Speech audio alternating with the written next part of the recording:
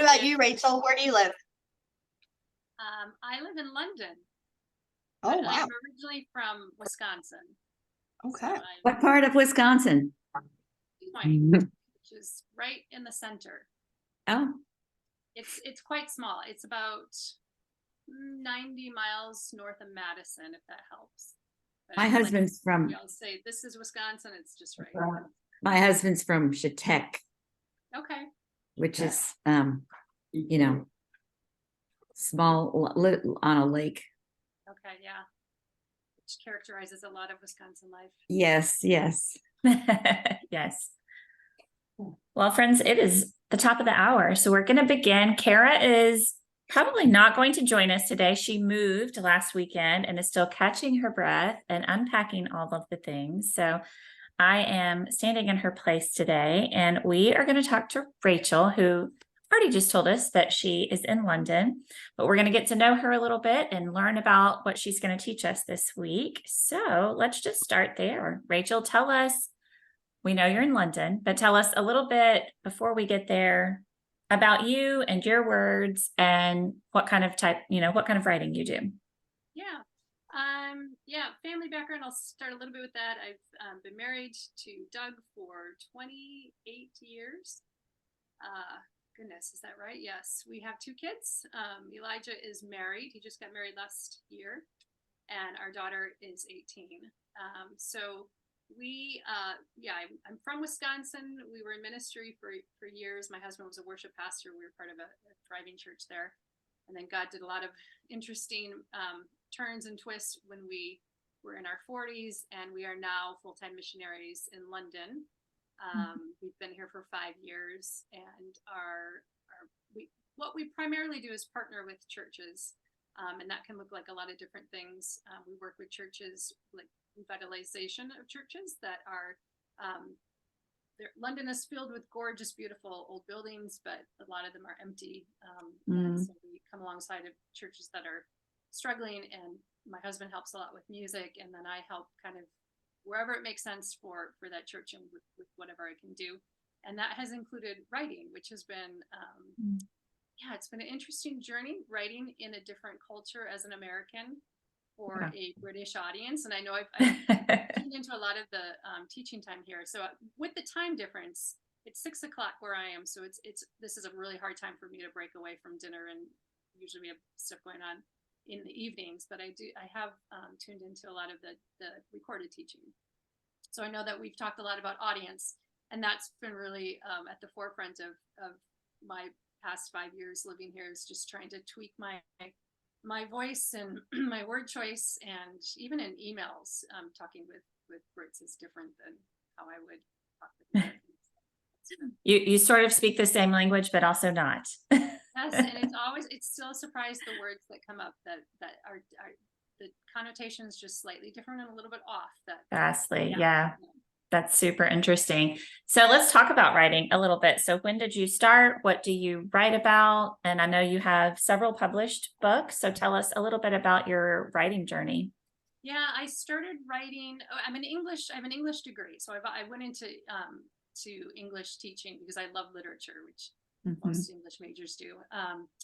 And I started writing seriously or with the intent of hoping to get published.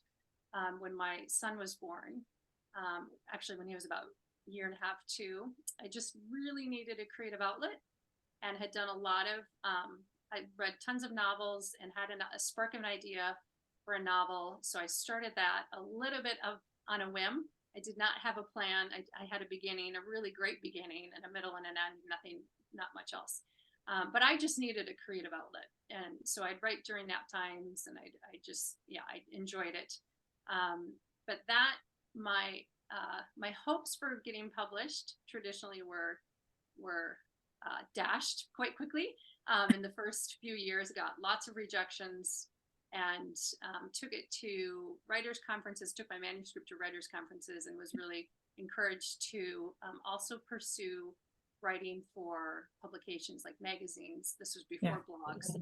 This was like early 2000s. Maybe blogs existed, I just didn't know of them. So that was actually really wise advice, to not just have my heart focused on trying to get this novel published. So I started writing. I think I started with devotionals, which are shorter pieces. The ones I wrote that were published were around like 300 words. And then I submitted something to Chicken Soup for the Soul, which you are probably familiar with. And so you kind of, that tone is very positive and Yes. Very shiny. Yes, yes.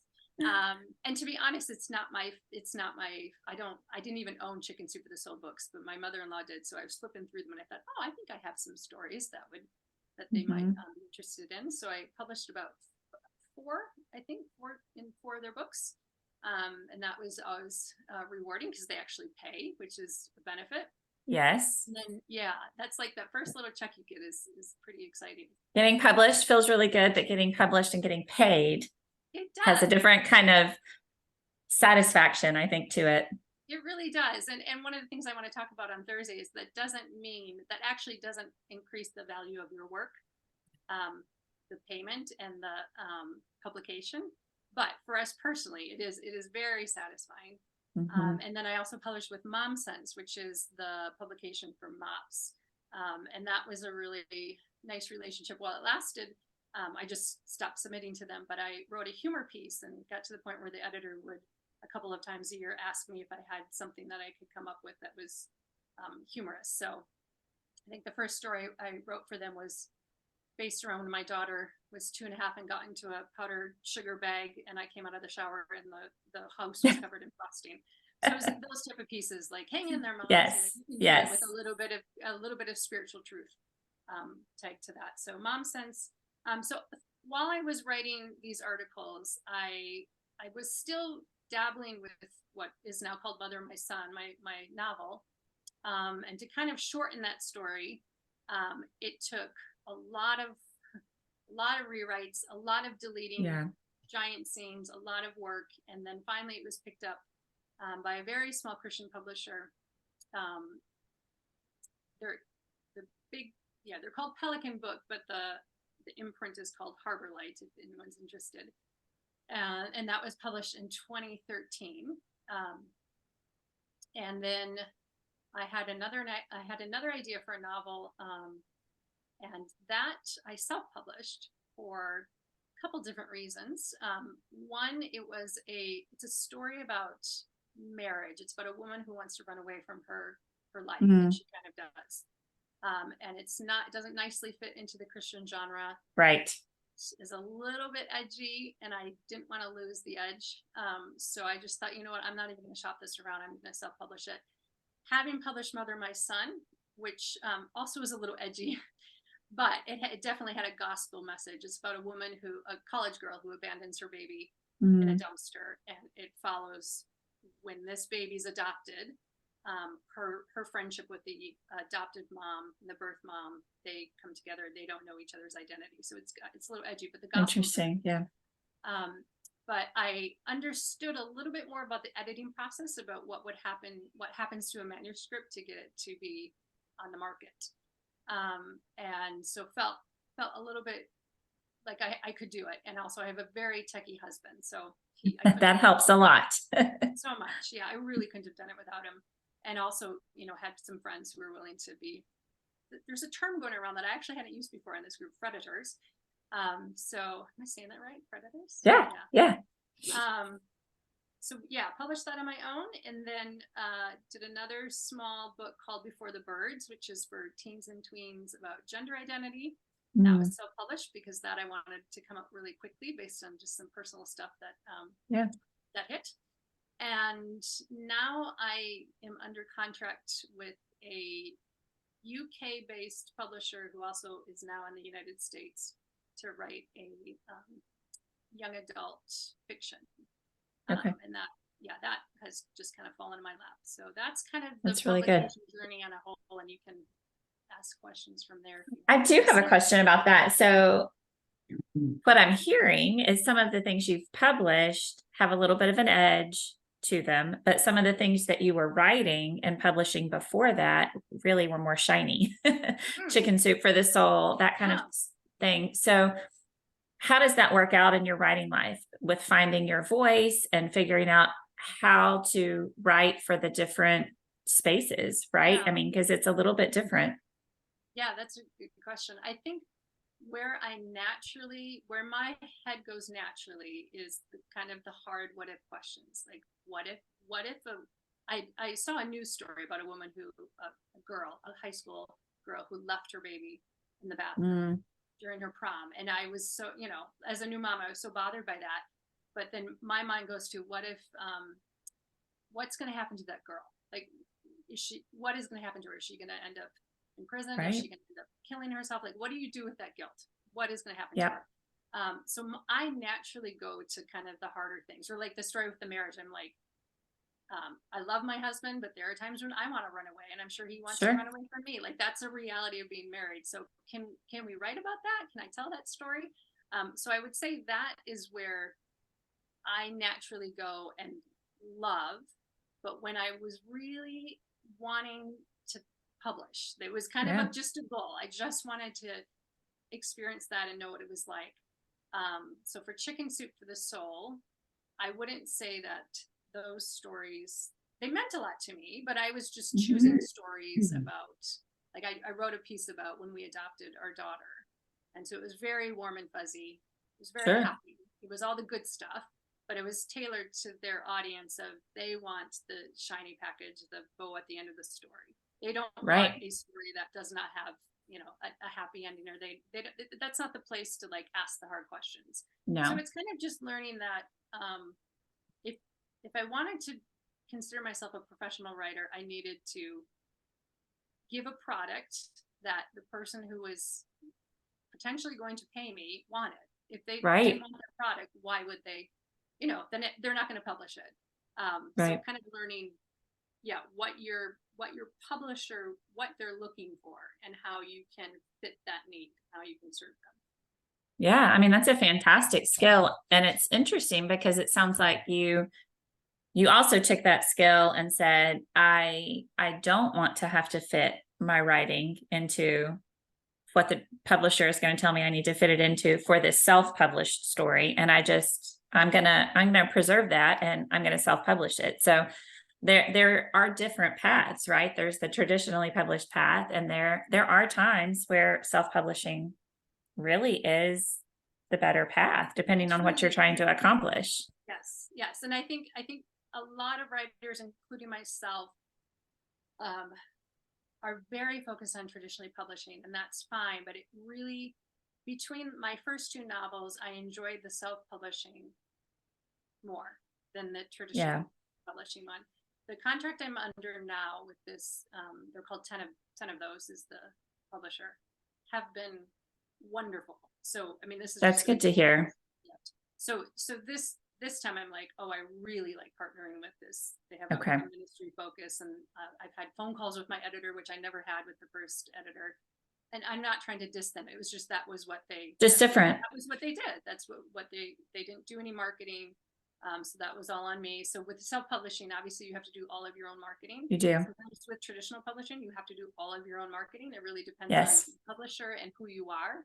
And I was I still am a nobody writer. So if you're not a name that people recognize, you have to do your own marketing. So Sure. I would say don't put if publishing traditionally is your goal, I cheer you, go for it, but don't put it on a pedestal that it's just gonna make all your dreams come true. 'Cause it won't. There is not something that does that. There is no magic button. So I love that. Let's talk about that a little bit. So that's one piece of advice you would give someone who's trying to traditionally publish is, number one, don't put it on a pedestal. But what else would you say to encourage those that, because I know there's a few today that is their goal. So what's the best advice you can give them when they're trying to traditionally publish? Yeah. The best advice is to create the best manuscript you can. Right. I think all the other things, platform, knowing your audience, who you are on social media, all of that is really important. But I think if you have all of those things in place and you have 1,000 followers and you have a really crappy manuscript, does it really matter? So I would say you don't put all your eggs in the basket of your manuscript, because you do have to pay attention to the marketing and building a platform. That's very valid. But for me, the writing is the most important thing. It's the most important thing, because it's the thing that you want to, that's how we honor God. We can honor God by building our platform, but if we're calling ourselves writers, it's our written word. It's what's on the page that people are going to work. So yeah, and we'll talk more about this. What does that mean on Thursday? But creating a strong manuscript where somebody can't put it down, an editor can't say no, your friends can't stop reading it. That would be my main advice. And I'd also, another piece of advice would be with that, to hold that very loosely and realize, this was a hard lesson for me to learn, that my goal, my dream to be published might not have been God's call. And I think sometimes we can want something so badly that sometimes God calls us to do things that we love to do, but oftentimes he calls us to do things we don't love to do.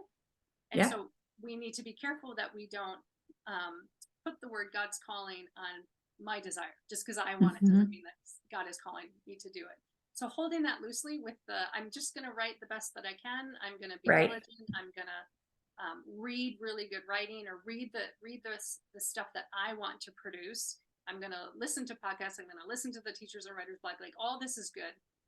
But then hold it loosely in terms of what is the end result. It might be a book, it might be an article, it might not.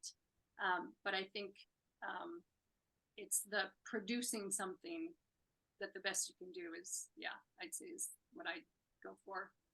Yeah, no, I think that's really good. I think you're touching on something that's super important, is that what is the call? Like, what's the why behind the thing that we're writing? And I love when you were talking about what's the birds book that you wrote? What is it called? Before the Birds. Before the Birds.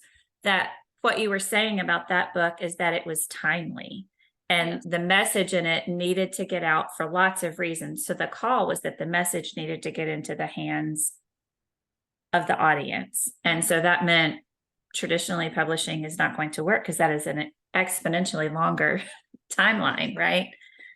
So how do we do that? How do we balance those things that we really do hold as dreams, and maybe even believe that God has planted there, with what his actual will is? What does that look like to balance those two things? Man, if I could give you like a really succinct answer, I'd be like, yes, I am still trying to figure that out. Right. I really am. But it was not in my plan to move to London. I fought this pretty hard. Even London's wonderful. I had been to London as a tourist. I loved it. And I even said to my husband when we were here back in 2004, I said, oh, it'd be so fun to move here someday. And then God laughed and said, ha ha ha. I mean, here we go. and I love it. We're here because God has us here, and I love the city. However, there was a lot of feet dragging, a lot of questioning what does calling mean, and how is this unwise? So I think really finding God's will with anything, whether it's what he wants me to do next, or what does he want me to write next, is, if I can boil it down, it's obeying him in the moment that he has us in. Yes. Obeying him with whatever the thing he has us in. And that might not be a big, shiny, obvious, big audience thing. So a lot of my time writing is spent on crafting things for a very small audience, but it's very important. So like I write children's scripts and curriculum for a predominantly Muslim group that will come together. They know it's a Christian group for a kids summer camp. And the audience is 10, 15 people. But isn't it more important that I make that better than an article that is going to serve people and going to have a wider audience? But this is bringing the gospel to people who maybe have never heard of it. And so it's realizing that the value that the world would place on this book deal or this article I wrote versus this little audience is really backwards to what God would see. And I've felt that, in these past 5 years of I'm not pursuing writing as a get my book on the shelf, but it's more, this is where he has me. These are the churches he's connected me to. So I would say for, you're all connected to families and churches and different people. Don't think the little things, the church things, the emails, personal letters, the family interactions are lesser than. They Right. are in the world's view, and sometimes that can hurt, but those can have a huge impact. So I guess I would just not try to strive for the goal too hard where you don't see what God is having you do in the moment. So one funny story about this that I think relates to your question, I'm probably rabbit trailing a little bit, but I was working on a new book for the past 3 years that was going to be about exactly that question. How do we find out God's will? And it was based somewhat on our tumultuous experience of getting to London and how I Right. kept dragging my feet, and I knew I should follow my husband, but I didn't want to. So it was looking at the things that we can have in our life as Christians that will direct us to do God's will. And and it was just hard work. I struggled with it. Yeah. I rearranged it. I completely redid it. I sent it to a Yeah. British friend. I was at the point where I had the email in the inbox with a publisher here in the UK, and I was doing all the polishing, getting it ready. And this is when I had labyrinthitis, Melissa. Sorry if that's so. I was sick. I was on my back doing work on my computer because I was really dizzy and couldn't do anything else. Into my inbox floats this email from a publisher I had been in contact with briefly 2 years previously, Mhm. asking if I had any young adult ideas for fiction. Hmm. And I'm reading this email going, first of all, what an honor, but also, wait, Yeah. no, that's not what I'm supposed to do. I'm supposed to work on this book about finding God's will for your life. Right. I poured 3 years of work into that. I'm supposed to Right. do that. And then it hit Right. me, like, what a ridiculous thing. Here I am. I'm saying I was going to write this book on finding God's will. And the premise was we find his will as we obey him. So as I obey him and Right. the things that he's brought my way, he will reveal his will. Yes. And he had just done that, like so obviously. And I was thinking, I can't put this aside and turn to this. And then it was like, oh yes, I can. And this new project that I'm working on now, I think it's called Girl on a Tube. I'm not sure if that's going to stick, but I think they're going to keep the title. Has just been the most fun writing I have done ever. Like I'm Oh my absolutely goodness. What a gift. and it's so cathartic. It's about an American girl who moves to London with her father, who's grieving the death of her mother from years ago. Okay. She doesn't really know that. She's grieving the loss of her home, and she's acclimating to London. So Right. obviously a huge part of our whole family's heart in this. But the fact that I was, my default was to say no to that because I thought that this was Right.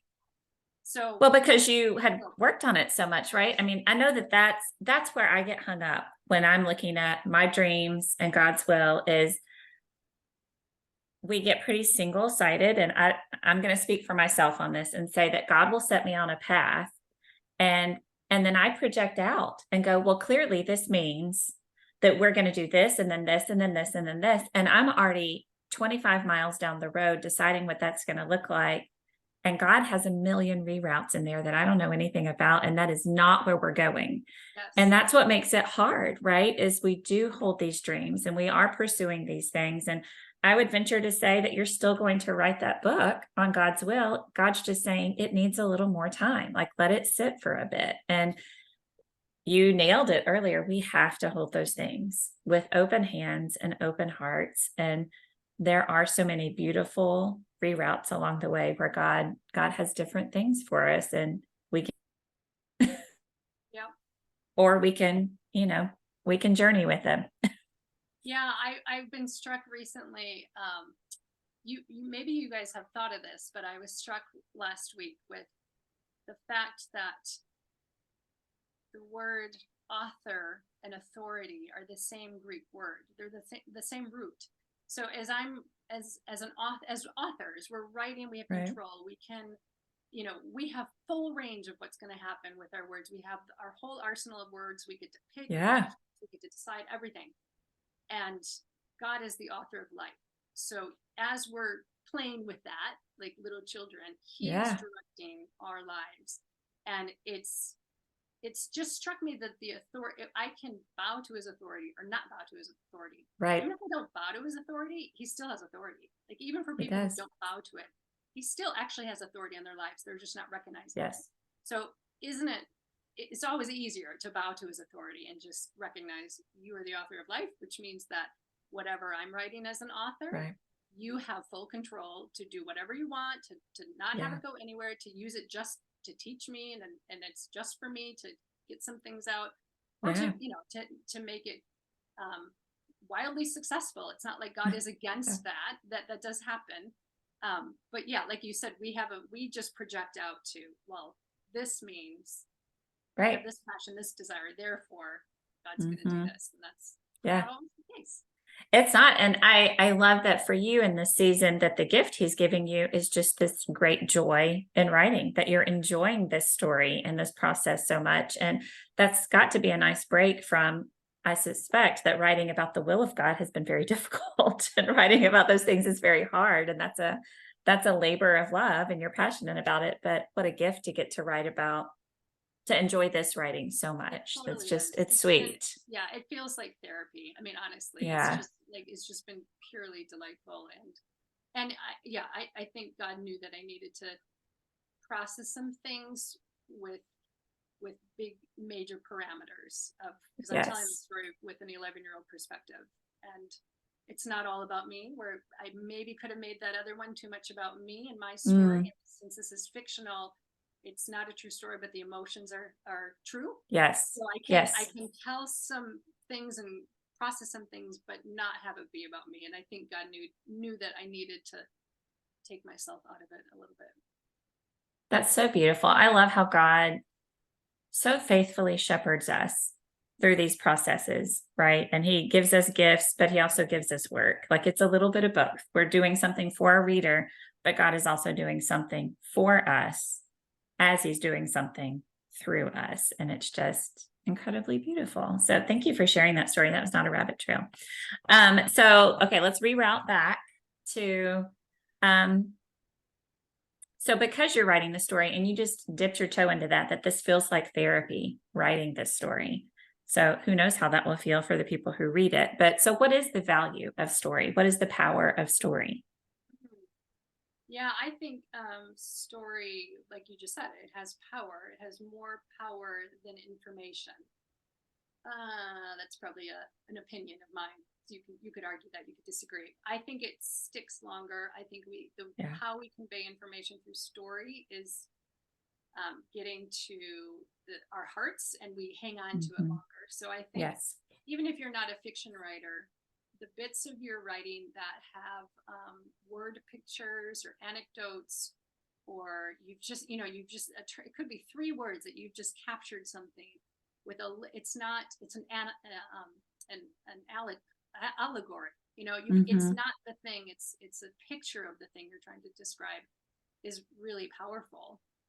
So I think as nonfiction writers, because I've done some nonfiction writing too, but I always incorporate pieces of story, because one, that's just naturally how I write, but also I really think that's what your reader will remember, is that what you can paint that explains your point, instead of just giving the information as here's what I want to teach you. It can, when we teach information, we could come across as preachy, and you can write nonfiction in a way that's not preachy. So there's a lot of nonfiction that's not preachy, but one of the ways you can do that is by using story. And stories should never come across as preachy, even though they might have like a very good nugget, lots of nuggets of truth, but it shouldn't be preachy. And I think when we do that for readers, their defenses are down. So when I think of writing for non-Christians, or people who who have no idea who Jesus is, or maybe they're even opposed to him, if I can engage them with a story, I at least have their attention. Like with the affair, and Nathan the prophet came. He slid right around David's defenses there. So it just, that story tells us so many things, but one of them is that Yes.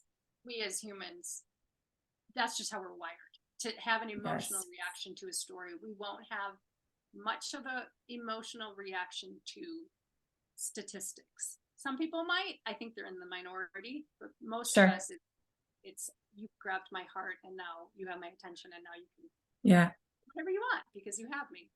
Yeah. Well, and you see that in the New Testament too, and with Jesus telling the parables, that even sometimes when the Pharisees didn't necessarily understand the full impact of that parable, they would get offended or they would get angry. And you're like, it's just a story, man. But there was truth in it, and God knew that. And it's super interesting. So I homeschool our youngest, he's 13, and he has dyslexia. And so sometimes I read the text to him so that he can take notes. And, it's physical science. I'm an artsy, Englishy person, so I'm having to relearn science too. And it's talking about states of matter and how molecules interact with each other and the different states of matter. And he and I both were just losing our minds. We were like, blah.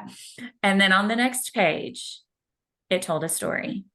And it talked about how people sitting in a theater are like the molecules in a solid. They're moving, but they're staying in place. And I was like, what? Mind blown. I understand, and it gave a visual description, and it's like, this is a science textbook, but it was not going in. And he and I both were struggling. I was trying to explain, this is what they mean. And we were getting nowhere. But then there was a story. And so I can tell you now very clearly the differences, because I can see it. And I'm like, oh, I can see the molecules sitting in the theater. They're moving, but they're staying in a certain distance from each other. It's like, oh, okay. So story is super impactful. And I love that you talk about how story is not just for fiction, it's for nonfiction, that the way that we tell our nonfiction stories or the imagery we're using or the examples we're using can move it from super intellectual or preachy to something where that truth is really sliding past, through our minds, but to our hearts. And I think it's really beautiful. So thank you for that. So we're in a minute, I'm going to have you tell us what you're working on and what you're going to teach us, but let's circle back to self-publishing and traditional publishing, because that's always the question, right? We've got people in here that want to do both. And you've talked about it already a little bit, but what are some of the differences, pros and cons of both? Because you've done both. Yeah. I think the major difference is obviously with self-publishing, you have full control. So you do not have to, you don't have to partner with people if you don't want to. It's always a good idea to partner with people, but you don't have to. With traditional publishing, it is a give and take. So for example, Mother, My Son ended in a way that wasn't, we keep using the word shiny, wasn't completely wrapped up. There was a little bit of ambiguity to it. It was, I thought, positive, but it wasn't happy. Yes. And the publisher said, no, we really want to have this like satisfying for her as a reader. We want to have this satisfying ending where we know what's going to happen with these characters. And so we went back and forth and we kind of met in the middle. If I had my way, we wouldn't have met in the middle and I would have just kept the ending as it was, because I felt like it was realistic, but I also I was fine with the ending. It wasn't her. Right. It wasn't so cheesy and, just like unrealistic. It was in the middle and it was fine. Yeah. So with traditional publishing, you have to realize that you are creating a product. And so your work, you have to be a little bit, one of the things we'll talk about on Thursday is there's a benefit of having a very thick skin and not becoming too precious about your words. And we're all precious about our words because we put tons of energy into them and time. But if we are too precious, we will not grow as writers and we won't get better and we will stagnate. And if we can pull back and just realize that there will be, I mean, all the time I'm writing so many things. I delete them because it got me to the place where I needed to be and all of that. I know somebody, maybe it was you, somebody was saying that they have a file where they take that stuff and they put it away. That's great. That's a great idea.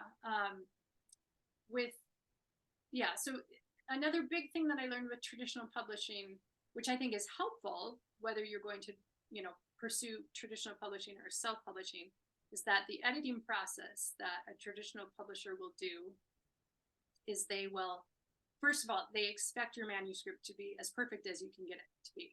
So Right. don't think that you can, you know, do 80% of the work and think, well, I'm going to have the publisher do that. Will not happen. They want a product that is, in my head, like, this is gold, like it's really good.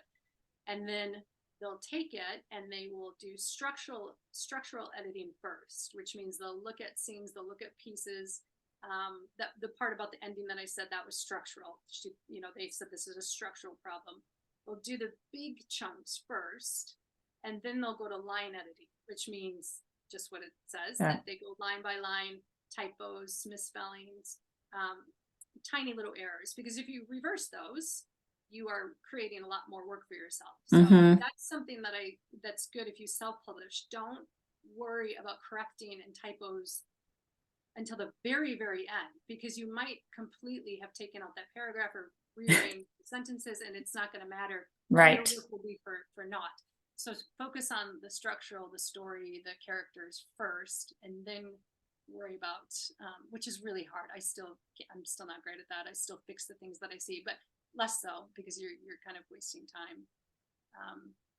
Yeah, I can't even remember how you phrased that question. If there's anything else. No, you're answering it. I think that's great. It's so interesting. There were two takeaways I heard there, is that with traditional publishing, you know, you're producing a product, and it's a product that a whole team is working on. So if you are holding that too tightly, it's going to be a very frustrating process for you. And then the other thing I heard you say is there really is a lot of benefit to working with a team, because it does strengthen your skills. It stretches you. It helps you learn things that maybe you weren't applying to your writing yet, which is really beautiful. And it seems like that's been a lot of your story, is writing these articles for magazines and other places. It taught you a lot about writing too, and writing for a particular audience, which really does strengthen your writing. So then when you go to self-publish, you have all of these tools in your tool belt so that you can produce something that's really valuable and high quality, which is amazing.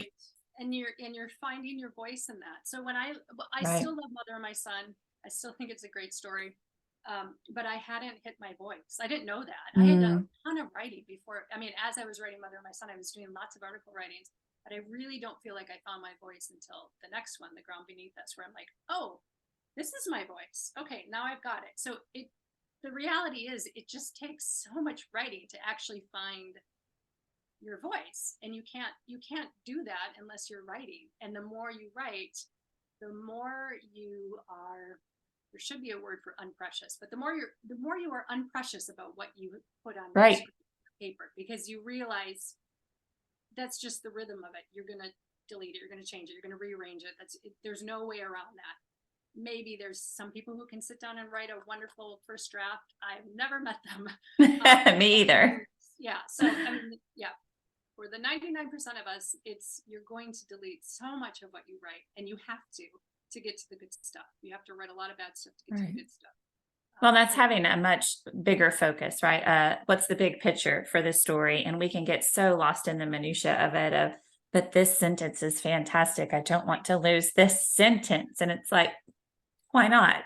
Is this the crux of the story? Like, we can hold it more loosely, and we can grow with the stories. I love hearing your story of how God has led you through each of those steps, and how different that has looked for you along the way. I mean, you're in a different season now. You do know your voice. You're writing a completely different kind of story. And so it's so much fun. Who knows what you will do, in the future with that, which is really exciting. And I have the time now. My kids are grown. Right. When I was writing, when the kids were still at home, I mean, my daughter's at home, but 18 is. Sure. There were times when I wish I wanted more time, but I was also aware that this time with the kids was going to be gone soon. So I wanted to honor that. And, there are realities of different seasons. I think people who have kids at home, it's really okay to have very small goals, that look small to the world. That's completely fine. You can still call yourself a writer. Like, you're still a real writer if you're writing something. And I loved, I didn't pull it out when you said it, but what I heard you say is you started writing early 2000, right? Yeah. But your first book didn't come out till 2013. Right. Folks, I don't know if you guys have heard that, but hear that. 13 years before the first book came out. And, here you are 10 years later, and words are so much a part of your life. It's not just the publishing the book. It's the ministry work that you're doing, and the writing curriculum, and Bible studies, all these different things. And I think we can get very focused too on publishing the book and forget how much words are a part of every single aspect of our life, and to not minimize that, and to recognize that those things are important too. So, well, I don't want to step on the toes of your teaching, but I want you to tell us, so what are you getting into in your solo teaching this week? What can we learn from you?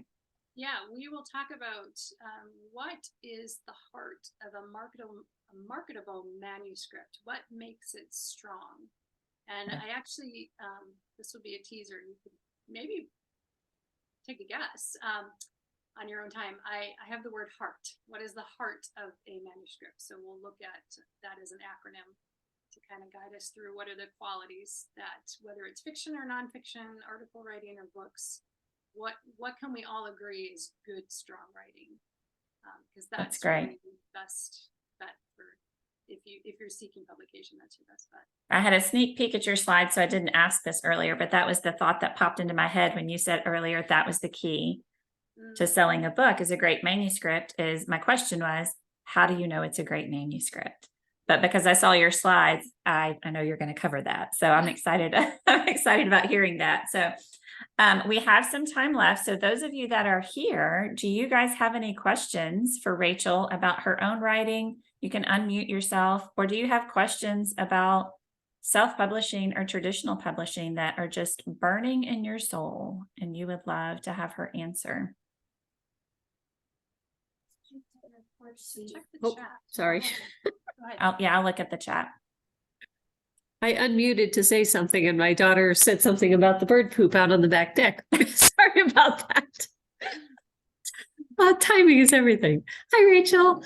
Hi, I was wondering if you at all felt let down by your experience with traditional publishing, because I'm also looking at small Christian publishers. And did you feel in retrospect like, oh, I just should have published it myself? Or what are your thoughts on that? Yes.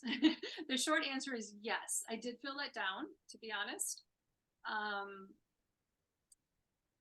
I want to be fair because they did not, they didn't promise me something. I think I misunderstood what the experience would be. So they're not at fault, and like they didn't say, we're going to do this, and they kept their end of the bargain. But my expectations were unrealistic. So part of it is, to be honest, just from a financial standpoint, you get a very small percentage of what it's usually about, like 90% publisher, editing, all that, 10% author, give or take.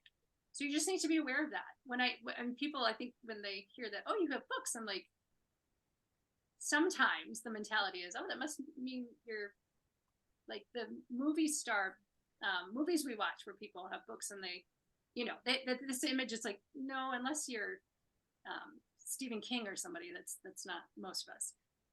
So I did feel a little bit let down in terms of marketing as well, because like I said, they did not promise to do marketing, and the only marketing they really did just happened this summer. They had my book and some others as part of a Kindle deal, Amazon deal, that it was like a good sale for quite some time. All of that being said, looking at it now, so far removed, I think that's exactly what God had for me at the time. And I think my pride needed a little bit of deflating, and that was the way to do it. Interestingly enough, I signed that contract we were just really struggling as a family with some things. And so I was my pride was wounded anyway. And so when that contract came after 10 years, it was a little bit like, okay, I just give up. Okay, Lord, yeah, let's just do this. Even though it wasn't like this dream contract or anything.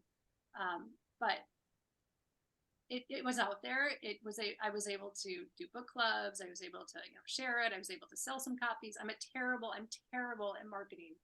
I'm really Most of good. us are. Most of us are. Yeah, I'm just, yeah, and whatever. So, I think I've learned through the process, but, yeah, so valid question that, yeah, I was let down. Mhm. I see in the comments, April agrees and says, yes, publish it yourself. Disappointed by my small Christian publisher. But a lot of what I'm hearing from you, but from also other authors that I've talked to, is a lot of that is expectations. What are your expectations going in, and do they match the reality of what that publisher is offering you? And so having clear, realistic expectations is a great way to manage that and come away with a product that you like. Right. Yeah.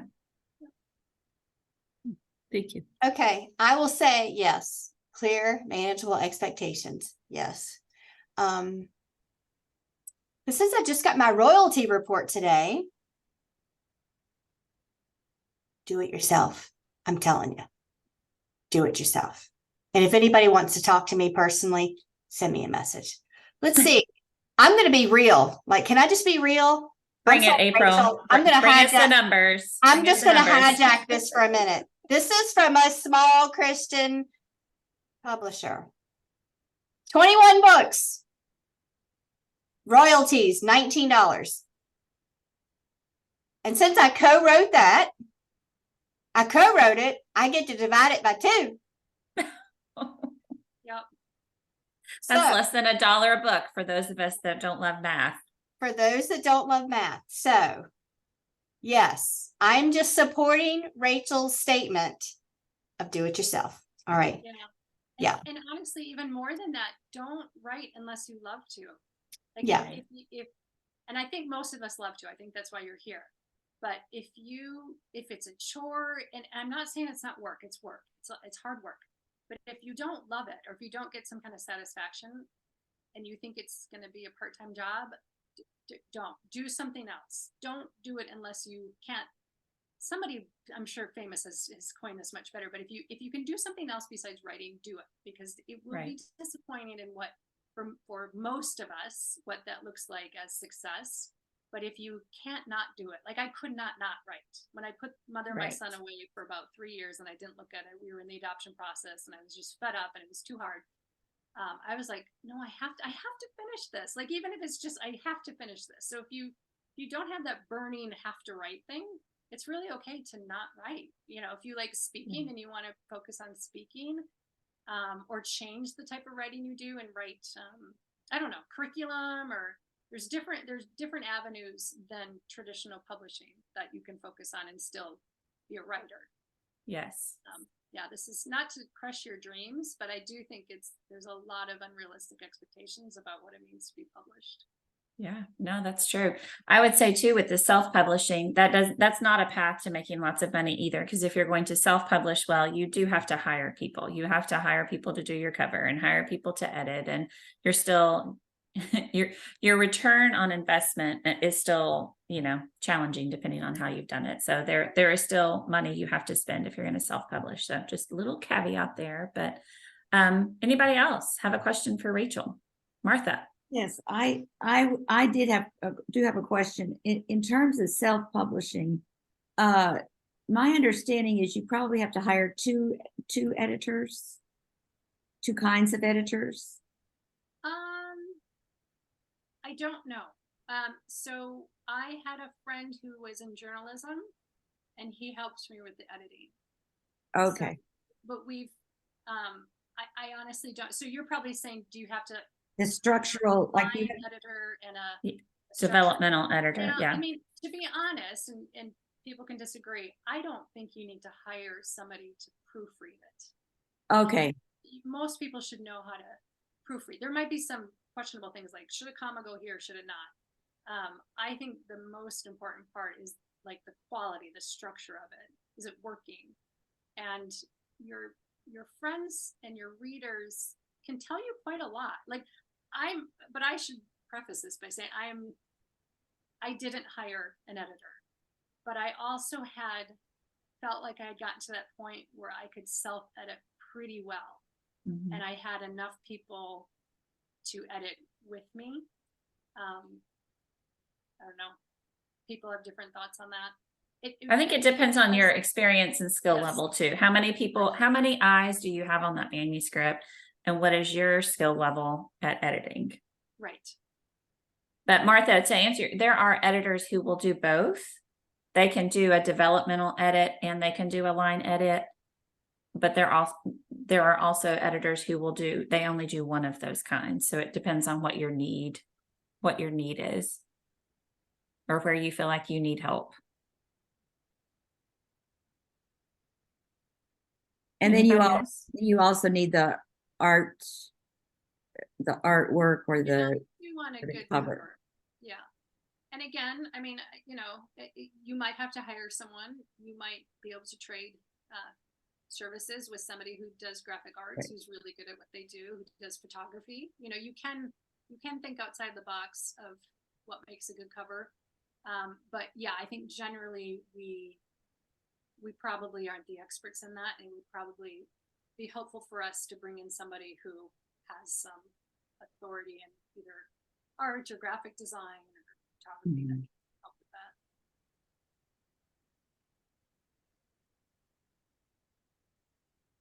Anybody else have a question for Rachel before we close it out today?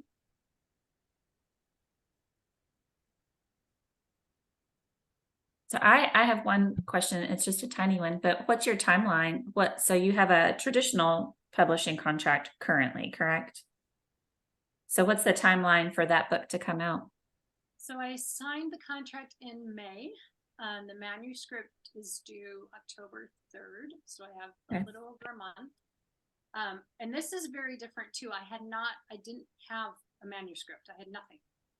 And he found me because I wrote a piece for a ministry that I partner with. I think it was Word Alive or Faith in Kids, that had to do with parenting. And he read that, and he was trying to build his business independently. And I said no to that 2 years ago. And then he came back, and he now works for a publisher. So interesting, like that small little thing led to something bigger, which sometimes happens, sometimes doesn't. So the manuscript's due in October, and then between October and Christmas, he said it'll be that developmental structural, like what do we need to fix? It could be small, it could be big, hoping the whole thing doesn't have to be rewritten. Right. He has seen bits and pieces of it, and so I feel like I'm on track with what he's thinking. And then after Christmas, they'll do the line editing, which I probably don't have a whole lot of. I probably have to accept the changes, and that's about it. And then they do have a marketing team, which I was pretty excited about. Good. So then the marketing team will start thinking about marketing, and the cover will be designed. It is a little bit different in the UK. Publishing is a different beast here than in the States. Marketing in the States is much more platform-based, social media-based. Yeah. Self-promotion is completely acceptable. Here in the UK, it is, they do a lot more like pop-up bookstores for conferences. They'll plug books at different events.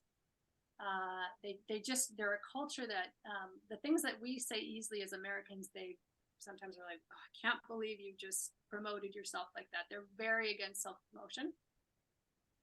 I'm not sure how that's going to go.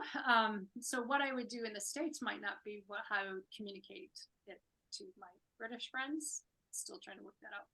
Sorry, rabbit trail. And then no, I think that's super interesting, actually. I mean, I think that's helpful information to have, right? To say that we are seeing it one way because that's how our culture sees it, but there are other ways to do it, right? And I think that's super helpful, especially if you're self-publishing, because you are in charge of marketing, that you do not have to market in this one particular way. There are different ways to go about it. So I find that helpful. Yeah. So I'll just finish the timeline because I didn't actually. Yes. So then it will, Lord willing, release in spring of 2024 here in the UK, and then summer of 2024 in the US. Okay. Because they do have a US branch. And the interesting thing is they are implementing their British marketing strategies in the US. I wondered about that. That's interesting. Yeah, so the man who started this, I won't get into it, but he didn't start it as a publishing thing. He kind of started as just getting good quality Christian fiction in people's hands. So it was more distributing, but it turned into publishing. He's now in Chicagoland somewhere, and he's bringing pop-up bookstores to mega churches, or maybe they don't have to be mega churches, which I know a lot of big churches have bookstores already, but it's a little bit of a different model where they come in with the books that they have selected, and they kind of pitch it, and they try to get families to read the same book or churches to read the same book. Yeah. And I'm really curious. I haven't talked to the head of this company, this publishing house, but I'm curious as to how that's going to fit with our American mindset. Just fascinating that. So a year from now, we're going to be waiting to hear from you about how that goes, and how that looks different too, because you've traditionally published with a different book, self-published, and then doing the UK traditional publishing. That will be very interesting to see how the different books have sold and what your experience has been. So we're going to circle back to you in a year and say, okay, what have you learned? Teach us your ways. That'll be great. I love that. Well, this has been great. Thank you, Rachel, so much for sharing your story. And then remind us, when are you doing your solo teaching this week? This Thursday at it's 7 o'clock London time. So I think that's 1 o'clock Central time. It's kind of the standard times that I've seen most people do. Check the writer's block. Check the writer's block, but she will be in there. Replays will be up if you miss it. And thank you guys for showing up today. And thank you for your questions too. Good conversation. So have a wonderful day, everyone. Thank you. Bye.